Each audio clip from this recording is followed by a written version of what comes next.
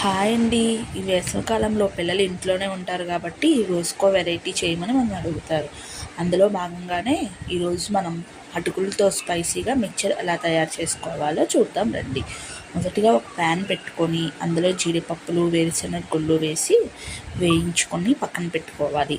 ఆ ప్యాన్లోనే కాస్త ఉల్లిపాయ ముక్కలు, పచ్చిమిరపకాయ ముక్కలు, కరివేపాకు వేసి వేగనివ్వాలి. ఇలా వేగిన తర్వాత అందులోనే ఒక కప్పు అటుకులు వేసి దోరగా ఫ్రై అవ్వాలి. ఫ్రై అయిన తర్వాత ఇందులో చిటికెడు పసుపు వేసి ముందుగా వేపి పెట్టుకున్న జీడిపప్పు, వేరుశనగ గుళ్ళు, రుచికి సరిపడేంత సాల్ట్ వేసుకొని బాగా గోల్డెన్ కలర్ వచ్చే వరకు ఫ్రై చేయాలి.